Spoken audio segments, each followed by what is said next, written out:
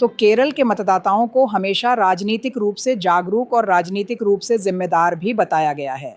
उनमें से कई वास्तव में शहरों की यात्रा करते हैं, कभी कभी देशों की यात्रा करते हैं ताकि घर वापस आकर अपने मताधिकार का प्रयोग कर सकें। मेरे साथ यहाँ एक माँ और बेटे हैं, वे भी अपना वोट डालने के लिए त्रिशूर से आए हैं। मैम, आपका बेटा इतनी दूर से आया आपके साथ ताकि आप यहाँ वोट दे सकें, आपके क्या विचार हैं? मैं उसकी बहुत आभारी हूँ। वह काफ़ी समय से मेरी मदद कर रहा है। हर साल, मेरा मतलब है हर इलेक्शन सीजन में वह मेरी मदद करता है क्योंकि मुझे देखने में समस्या है। और तो हाँ, मैं सौभाग्यशाली महसूस करती हूँ कि मैं वोट दे सकती हूँ और व्यक्तिगत रूप से ये आपके लिए कितना महत्वपूर्ण है? मुझे लगता है कि हम सभी को अपना छोटा सा योगदान देना चाहिए। हम नहीं जानते कि बड़ी तस्वीर क्या है, लेकिन हम अपना छोटा सा योगदान देते हैं और उम्मीद करते हैं कि यह सब हमारे देश के लिए, हमारे राज्य के लिए अच्छा होगा। तो और आप नज़र रखती हैं कि आपके चारों ओर क्या हो रहा है ना? मैं सुनती तो हूँ, हाँ। मैं टीवी पर सभी विचारों और सभी उम्मीदवारों को सुनती तो हूँ। तो कुल मिलाकर मुझे एक सामान्य अंदाज़ा है। क्या ये एक कोलाहल बन जाता है? हाँ, लेकिन फिर आप जानती हैं, कुछ समय बाद आप जानकारी निकालना सीख जाती हैं। तो आप एक तरह से एक निश्चित विचारधारा का अनुसरण करती हैं, जिसमें आप विश्वास करती हैं और कोशिश करती हैं। ठीक है, आप पहली बार वोट देने वाले हैं।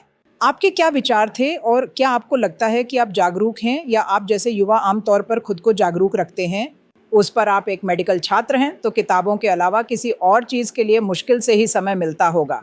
मैंने वास्तव में खुद को उम्मीदवारों के बारे में उतना ज़्यादा जागरूक नहीं रखा है, लेकिन जैसे मैं उनके कुछ अभियानों वगैरह को देख रहा था तो मुझे एक सामान्य अंदाज़ा है, लेकिन शायद उतना नहीं जितना दूसरे लोगों को है, क्योंकि मैं पहली बार वोट दे रहा हूँ। मुझे बस एक मोटा अंदाज़ा था कि मैं किसे वोट देना चाहता हूँ। तो आप अपनी माँ से भी चर्चा करते हैं कि क्या कौन सी विचारधारा?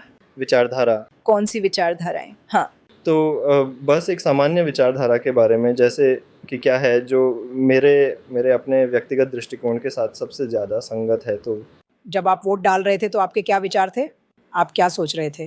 केरल में युवाओं के तौर पर आपके लिए कौन से मुद्दे मायने रखते थे, कौन से मुद्दे मायने रखते थे?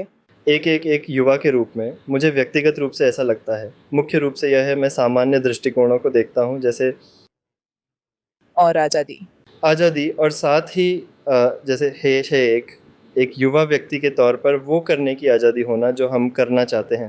तो जैसे आप नहीं चाहते कि कोई आप पर हुक्म चलाए? नहीं चाहता कि कोई हुक्म चलाए। हाँ, तो मेरे पिता 2005 से पूरी तरह से बिस्तर पर हैं।